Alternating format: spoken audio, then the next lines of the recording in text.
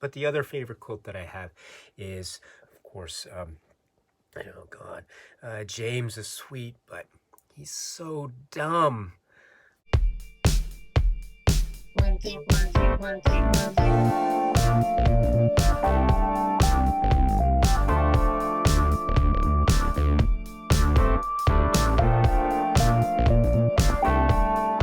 Greetings from Tokyo, my dear friends. This is Daisuke, and I very much hope that this video finds you well and in very good spirits wherever you are in the world. And so today, if it's okay with you, let us continue on with our discussion, episode by episode, of this great series called Twin Peaks. And that brings us to episode 1. And after the pilot, we have now this first episode, directed by Dwayne Dunham.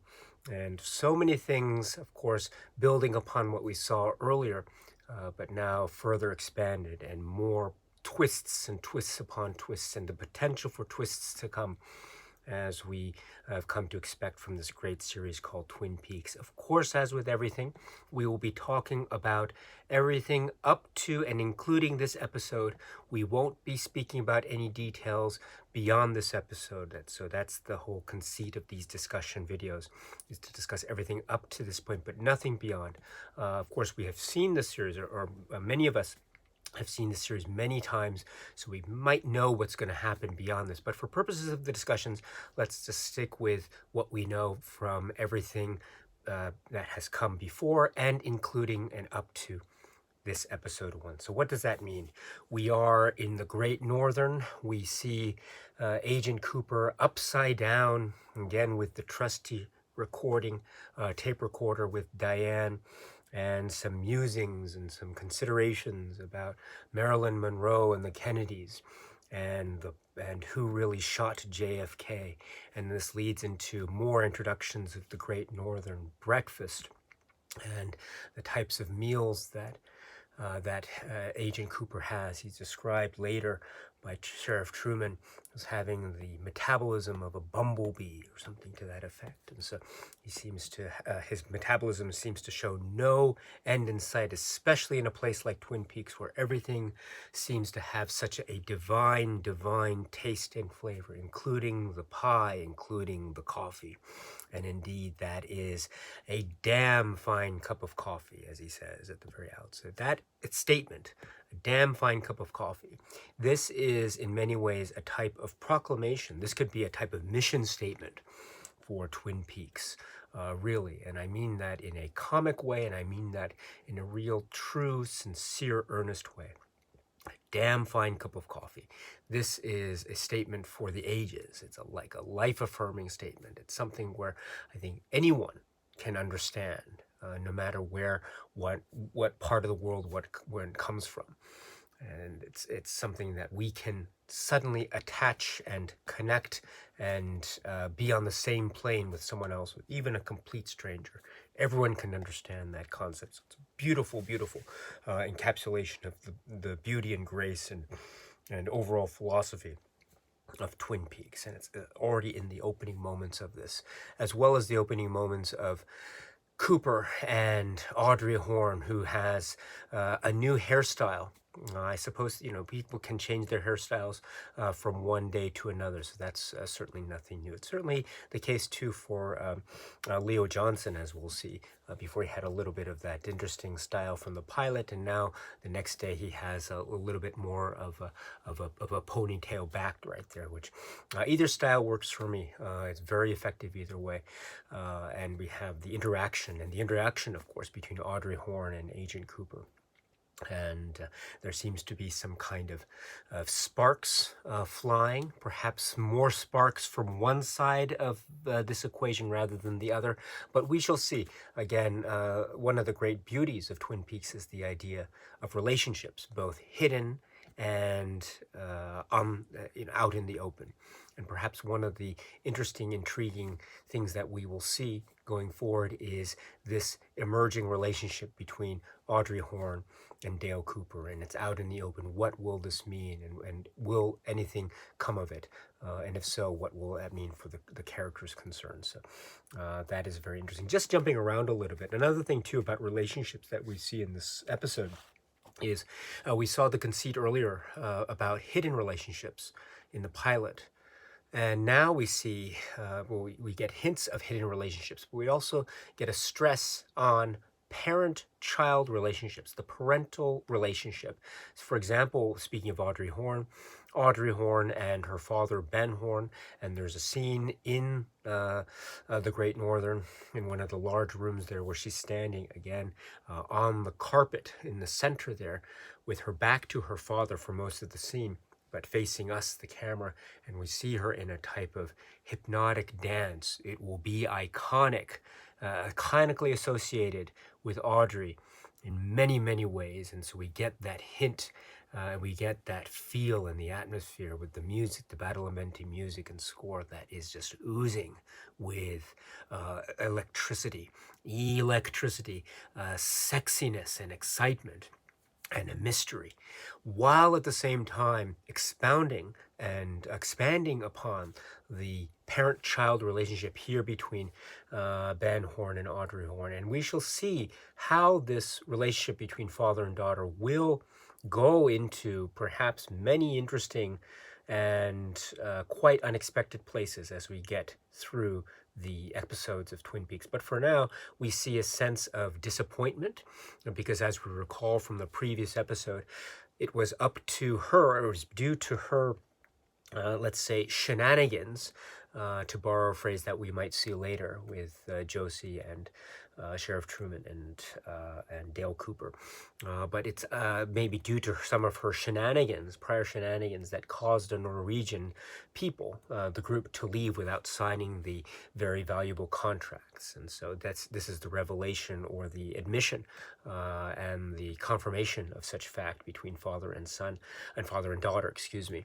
And so this is where Ben Horne makes a very chilling, sad comment about how he lost her some time back, while Laura Palmer was lost to us very recently. And so that is a very sad proclamation that a parent makes about his child, but it seems to be true. There is an emotional distance. And indeed, earlier in the scene between Cooper and Audrey Horne, she seems to acknowledge that maybe there's a kind of something rotten in the state of Denmark. In other words, there might be something of a rot, kind of moral rot, that is taking place within the House of Horne.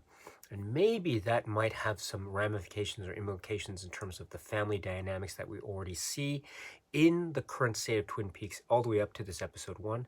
And maybe there might be echoes of it in the future, but who knows? Let's hold off on that thought until we get to some more concrete details down the road. But for now, we have the House of Horne, in a manner of speaking. Also, we see in this episode a lot of eating, a lot of donuts, a lot of mouth chewing. And so eating is very important. Pie is very important. The double R and the pie. 2 more pieces of the pie that Dale Cooper is ordering, so that's wonderful. Speaking of the double R, we also see Norma, and we also see Shelley, and we also see the log lady and the log, and the idea too that the log is a sentient being, having the ability to speak, or will be willing to speak with Agent Cooper when the time comes.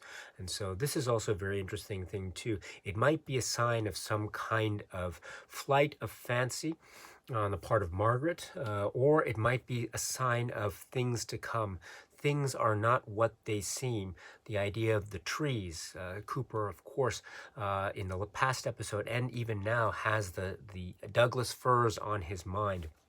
And so maybe there is a link between trees and nature and something else going on. What that something else is, we're not sure. But let's keep an eye on that as well, the notion of connectivity between beings, sentient beings, things, notions, ideas, and the environment, trees. And indeed, maybe we might see tree imagery, growth of trees, etc., stemming into future episodes. But for now, this is also a very intriguing and very iconic concept and image associated with Twin Peaks. Now, going back to the double R, and I also mentioned Josie. and Norma. And we also understand that these little glimpses and discussions with Norma, the double R, Josie, a little bit about Laura Palmer and their associations with Laura Palmer, Meals on Wheels with the former, and then maybe helping with Josie a few times a week with English lessons, we understand. And so these occasions also bring about more opportunities for Sheriff Truman and Dale Cooper to try to find more pieces of the puzzle with regard to that enigma, which is Laura Palmer and who she was and how she fit into this community. Once again, one of the main conceits of Twin Peaks, I would argue, is the presence slash absence of Laura Palmer. You know, the donut hole, which is in many ways the key to the existence of the overall donut. You know, so this is very much a way of looking at it. And so Laura has such an effect on many people in the community, not just James, not just Donna, but also Josie and Norma, and also people who are affected through the Meals on Wheels. And we'll see how that might play itself out in future episodes. But for now, we understand that Laura was not just a participant; she helped to organize the thing, according to Norma. So that shows a type of feeling of a proactive community participation, as well as a type of benevolence on the part of Laura. So there is an almost angelic quality that we are assuming and attaching to her. But also we are learning through information provided by people like James and the like, and also maybe an audio tape that we will discover later towards the closing moments of this with Dr. Jacoby, about how there is something of a darkness, of a mysterious and maybe a haunted and wounded side to Laura Palmer. We understand through James that, and through the suspicions of Dale Cooper, that from the earlier episode, and traces of drugs and cocaine. You know, she seemed to have had she seemed to use cocaine, which might have some linkages to Bobby and Mike, and thus Leo Johnson. And that brings up the idea of a large amount of money owed to Leo Johnson on the part of Bobby and Mike, and Laura having something to do with that or not. So that's one thing. Another thing too is James acknowledges his participation with that infamous video that has been making the rounds of Twin Peaks Sheriff's Department, and the use of the reflection. So James acknowledges that it was he who took this video, and that he was one of the three during this day out in the country and the picnic. And here, this is a further linkage, as we know, with this episode, because we understand from the prior episode that Donna and James are falling in love. And not only do we remember that from the prior episode, but we get a reminder of it in this episode, along with the meeting with James and that wonderful Jamesian sweater that he wears when he visits the Hayward's household towards the latter half of this for dinner, with that great bowl of fruit in the center of the table there. What does he have? What does he want to drink? Fruit punch. And so that's a wonderful thing. He has fruit punch with a bowl of fruit, and they're holding hands, Donna and James. They are indeed falling in love. It is a dream, and it is also a nightmare at the same time, as Donna says earlier to her mother, as she admits this mixed emotion that she has in terms of her best friend and the feelings that she knew that her best friend had towards James, but also how she feels about James. But that's an interesting dynamic about Donna. Is it that she thought that she knew how Laura felt about James, or is it how she projected how Laura might have felt about James because of how Donna really felt about James? You know what I mean? Was it her projection of her own inward feelings projected onto Laura? And we get a sense too of perhaps Laura not necessarily maybe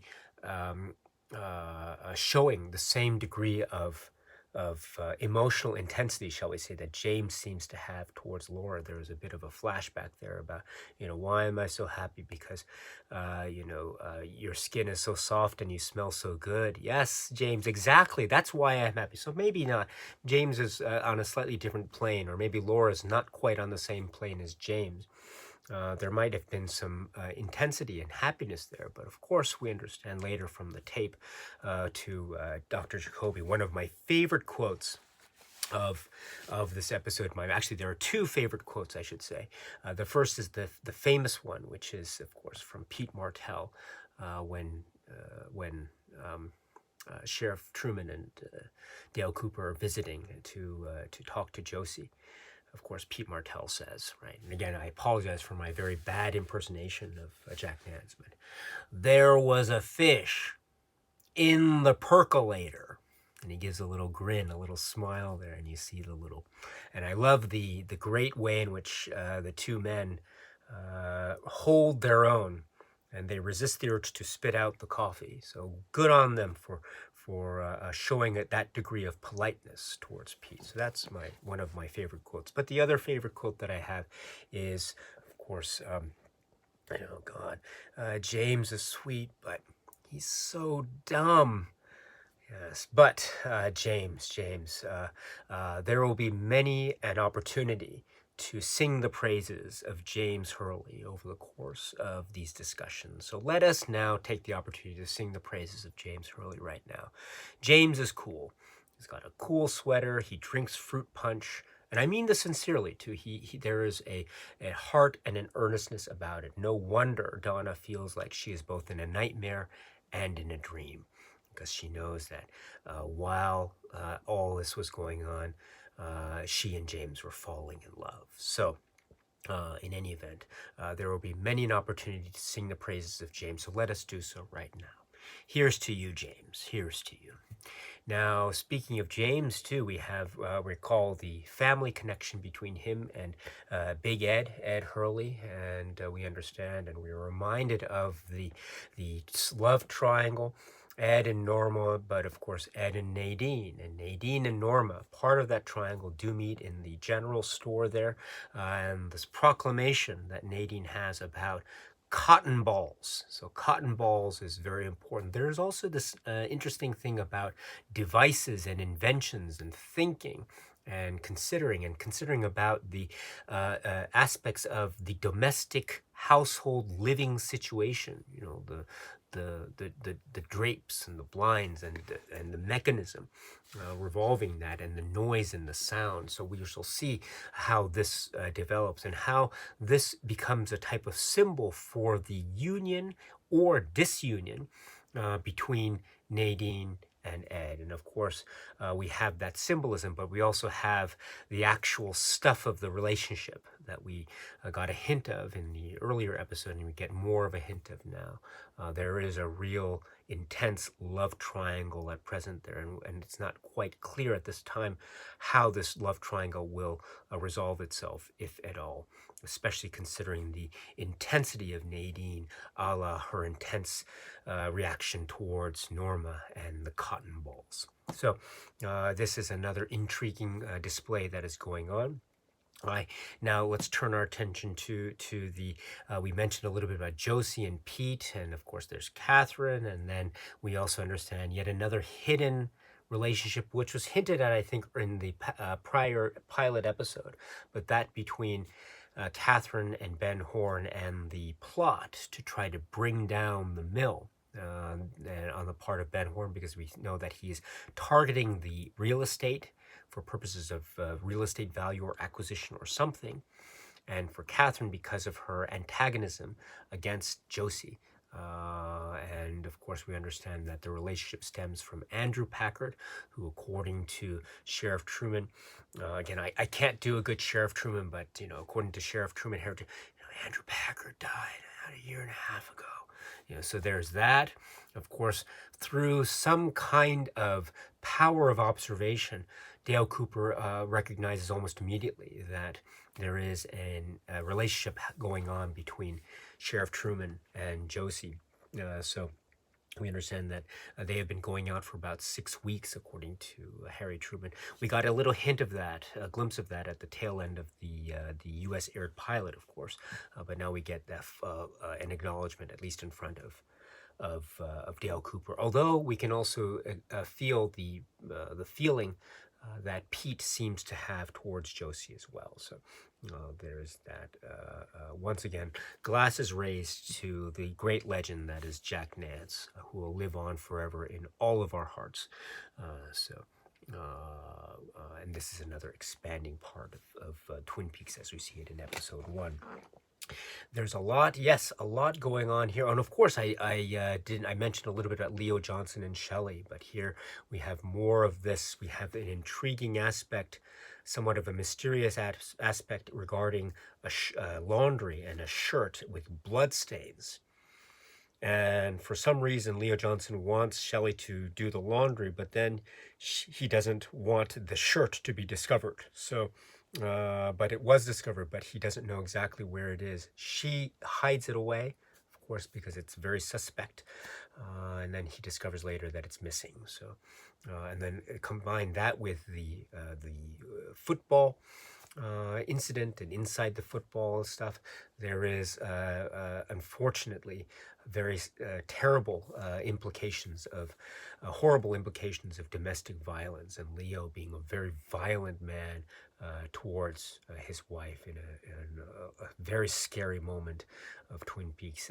Again, it reminds us too that Twin Peaks is a comedy. It's a series that has a lot of beautiful, serene moments, but it's also very horrific, very terrifying, very scary indeed. This is one example. Another example that we see a little bit early in this episode is Doc Hayward. Again, Doc Hayward, he seems to be qualified to do many things.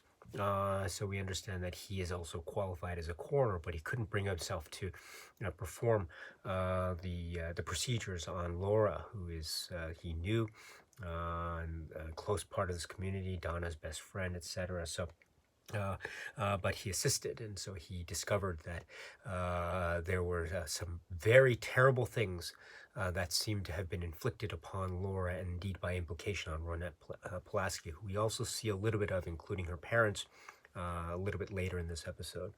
But there was implication about how Laura Palmer seemed to have, there was evidence that she seemed to have sexual relations with at least 3 persons prior to her death. And so this is, and also injuries to her physical body as well, and bites, and it's a very scary and unpleasant bit of business that Doc Hayward needs to express to Harry Truman and Dale Cooper, and thus by virtue, yes, thus to us as well. So it's again a reminder of the scary, horrible, frightening aspect of this place, right? Twin Peaks. It is a beautiful place. It is also a very terrible and frightening place, indeed.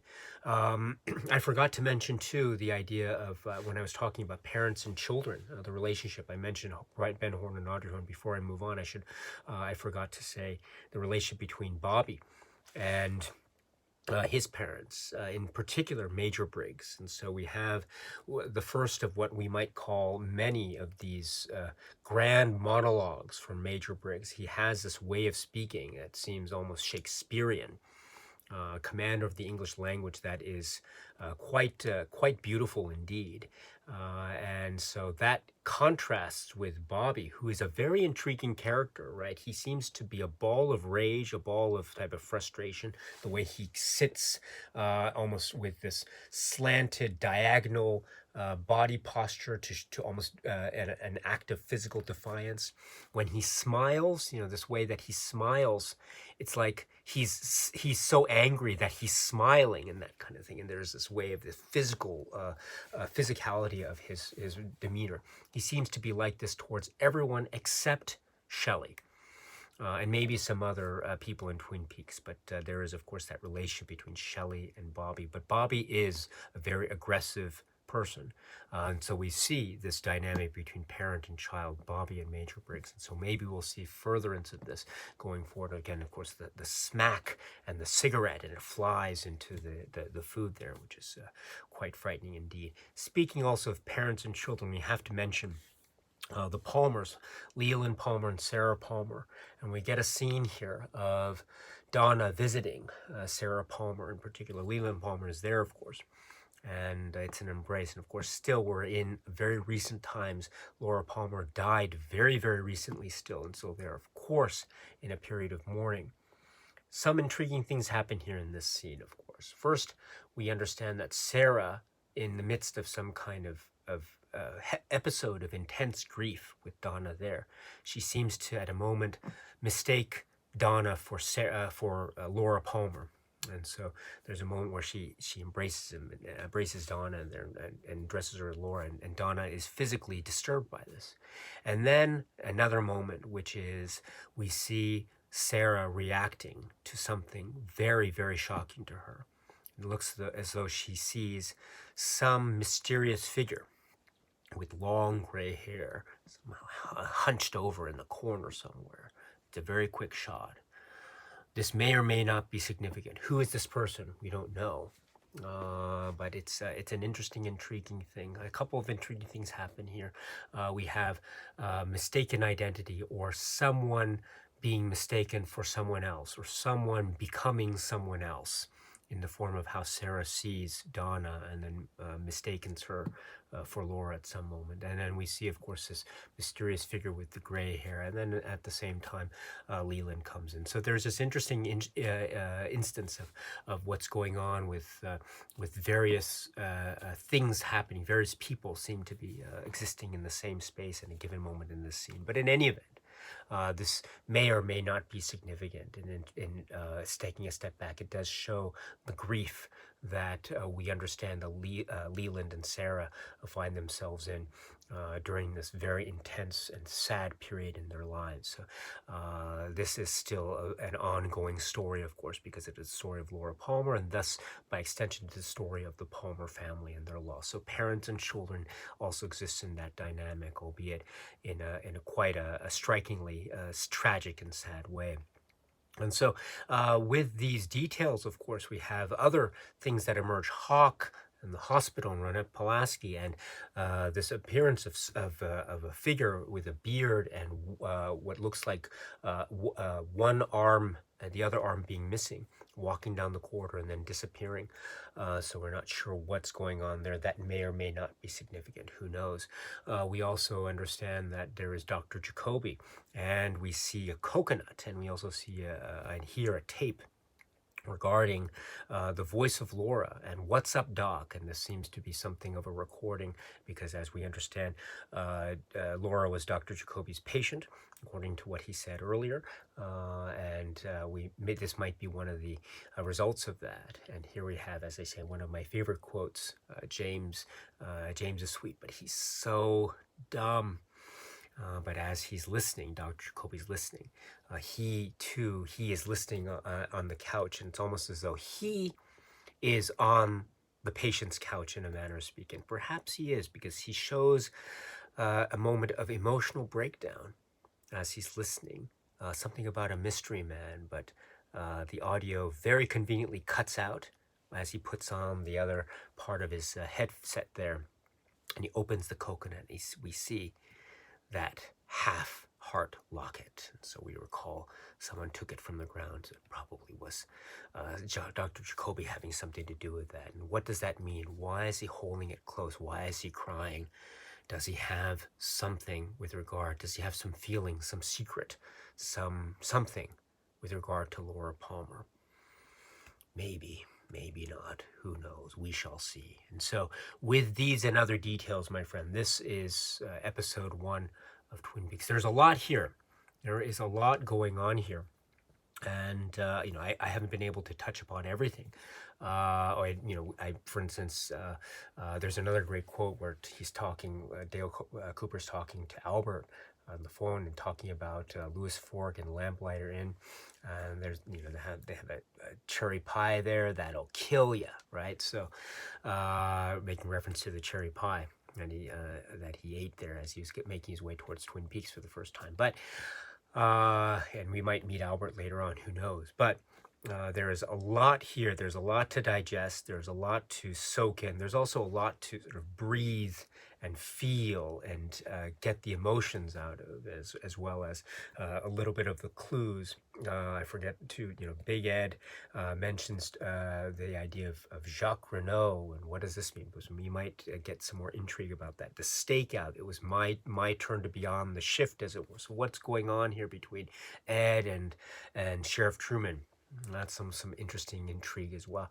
So a lot of wheels turning, a lot of things going on, both on a mystery detective hunt style thing, and also investigative thing, and also by means of the emotional drama. And maybe oftentimes those two paths converge in a way that is both beautiful and strange. This is it. Episode 1 of Twin Peaks, but we're going to keep going, my dear friends. So let us keep on going with the next episode discussion, which I hope will be up very soon. But in the meantime, my dear friends, please let me know what you think in the comment section below, and we can go from there. But in the meantime, I hope you are happy and healthy and well, and please keep on watching a lot of great movies and TV shows such as Twin Peaks. All right, so I'll see you at the next one, my dear friends, and cheers.